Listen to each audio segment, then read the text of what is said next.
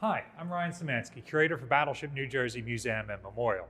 And as is befitting my station in life, I have a cruise on the SS United States in the first class berthing area. So let's look at what amenities I get. First off, I know that I'm in a first class area based on the giant circle in the deck. There are three classes: first class, cabin, and tourist. So let's look at what my stateroom looks like. First off, you can see where bulkheads used to be. These were all ripped out during some of the renovation work back in the 70s, 90s, early 2000s. Various times, various groups have taken the ship over to try and turn her back into a passenger liner, turn her into mixed-use development, this, that, and the other thing. So a lot of this stuff got stripped out and sold at auction to support the preservation of the ship at that time. Much of the original material from this ship is owned by the Mariners Museum in Newport News, Virginia. So we can see where the walls used to be, and you see here where we've got a solid kick plate, this was a doorway. So now I can enter my cabin. It looks like we've got a hallway area here, you can see based on what's on the deck, and then maybe this was a coat closet of some sort? From here, you've got access to your bathroom. Notice, much like an Iowa-class battleship has a lot of ways of keeping water from moving around the ship, the bathroom also has a lip all the way around it, so if there's any sort of leak or something, it's not going to come out into this space, which may be carpeted or have human beings living in it that have paid a lot of money, so you don't want that happening. So you have to step over into your bathroom. We can tell, based on the drain here, that there used to be a sink, and obviously that was the commode mounting point. This particular bathroom has a shower stall in it, and again, we've got a drain for that, showing where that is. About half of the first class cabins have showers, the other half have bathtubs. If you want one of each, you'll notice that there is a doorway spot here adjoining my cabin with the one next to it. So if I get both cabins, and one for me, one for the camera person, then I can come up here and I've got a doorway, we got a sink, we got a commode, and this is where the bathtub used to be. So you can see this is a completely different footprint than the shower over here in my bathroom. Some other things that you can see, there are not a tremendous amount of weld marks in the deck, although you can see some marks where there used to be a little square piece of furniture here, there used to be a piece of furniture right here mounted on the deck. The one place where you do have weld marks is right here, which happens to be just a little over 6 feet. This was obviously where the bed was in this particular cabin. It's right under our two portholes. Now, when you're doing archaeology on a ship, we're not just digging down and looking at what's on the ground. We also want to look up above us at what's here. So we can see we've got some electrical down here and some mounting points. So it's clearly overhead lights in these cabins. Also, as you come through here, you can see the ventilation ductwork. So it seems like heating and air conditioning came from the overhead as well. And there's even some plumbing brackets in the overhead where some pipes went through. You can see that this used to have a drop ceiling. Here's some of the remnants of it that would have hidden all of this electrical and ductwork and whatnot, so it would have been a much cleaner looking space than on the battleship. The battleship doesn't tend to have things like that because if something's damaged, broken, not working right, then you've got to be able to access it, and oh my God, it's already a pain to try and trace out an electrical wire for something if it's down just because of these huge wire bundles. Can you imagine if you had to get up into a drop ceiling to look for that too? Forget about it. My life as a curator would be so much worse.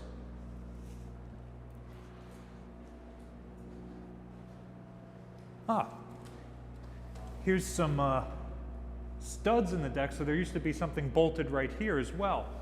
So I'm not sure what sort of end tables that would have been. All right, so let's next go and see what other spaces befitting of my station in life are available to me.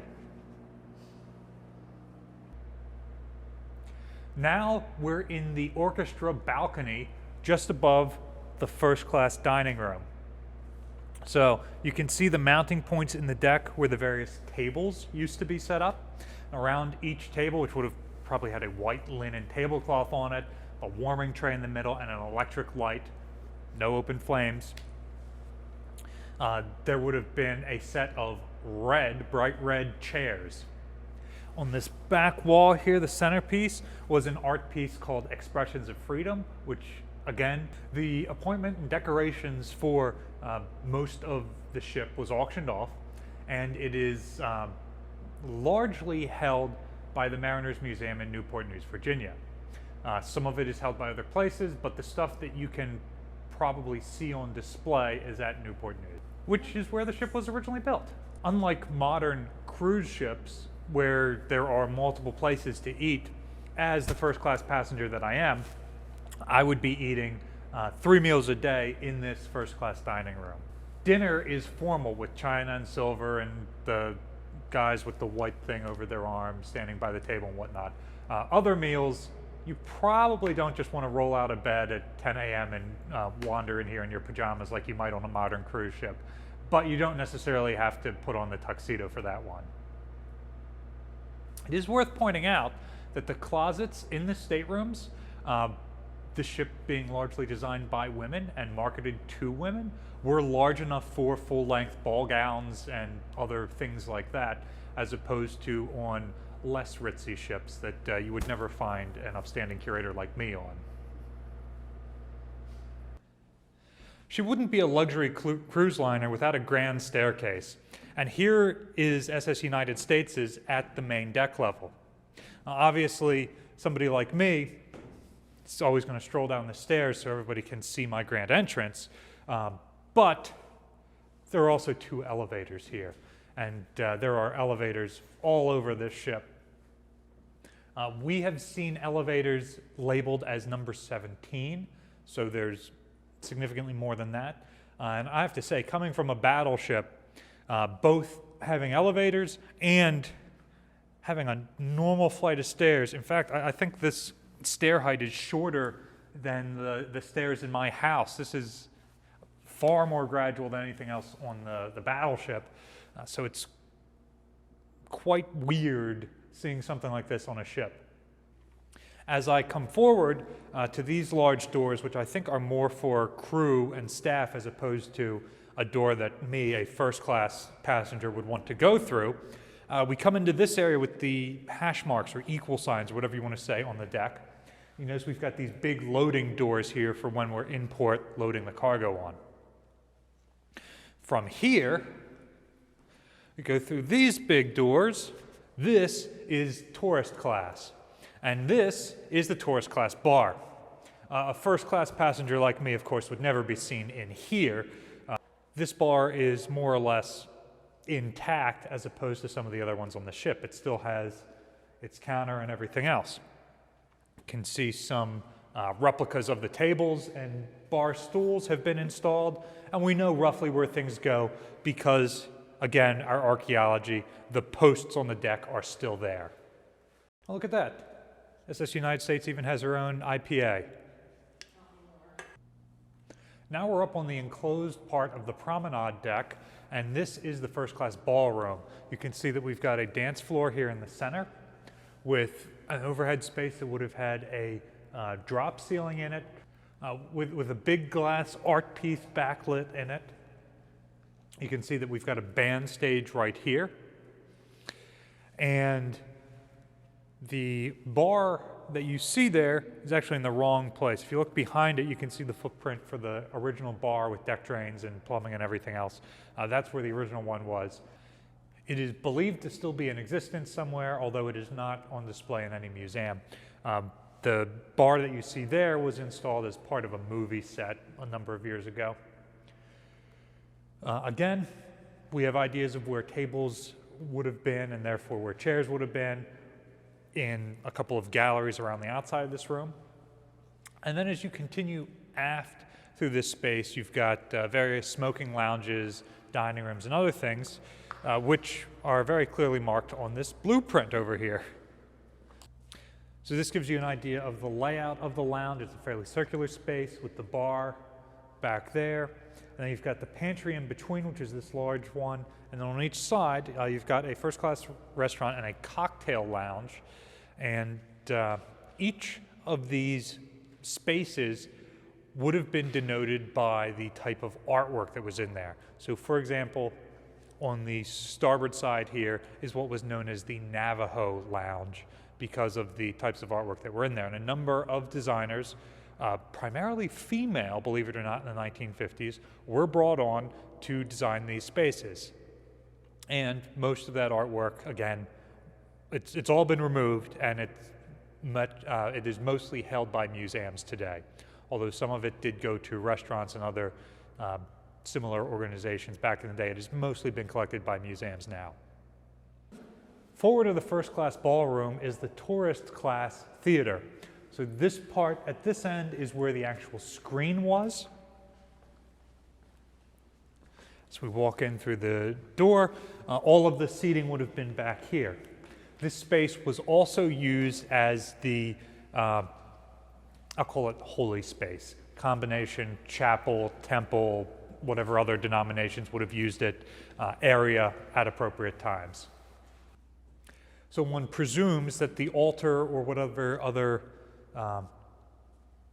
religious facets would be happening up on the stage here with the congregation sitting out in the theater seating. Continuing with our theme of archaeology in this site, you can very clearly see the holes drilled in the deck where the individual chairs were mounted here. I originally thought, because we didn't see anything coming up, studs or anything like that, that there was no evidence of it anymore, but looking closer, you can see the small bolt holes. Also, again, because we are on a ship and the archaeology is 365, if you look up, you can see these sections that have been largely cut up, but they are some of the baffling system to keep the sound from traveling too far. So further indication that this was a theater space like the blueprints indicate. It wouldn't be a cruise unless you were able to stroll along the deck. So welcome to SS United States' Promenade deck. It's entirely enclosed here because the ship was capable of such high speeds. She could do a cruise at 35 knots. That would be a 35-knot wind blowing down the deck. So obviously that is a bit much. So the promenade deck here, running almost the entire length of the ship, is where you could sit out. There would have been lounge chairs here normally. This is also where you would muster for if you had to board a lifeboat or even if you were doing a lifeboat drill. So the boats are actually stored above us, but these windows open. So if you had to do an abandoned ship, the lifeboats would be lowered to this point, and then you could climb out one of these windows into whichever boat you were assigned to. Keep in mind that this ship was built in the early 1950s, so 40 years after Titanic goes down. So for the nearly 2,000 passengers the ship could carry and the 900 crew, so about 2,800 people total, there are more than enough lifeboats. Notice there are also doors here. For those folks who couldn't step through one of these open windows, they do have a way for them to evacuate as well. And then there are a couple sets of those as we go along the promenade.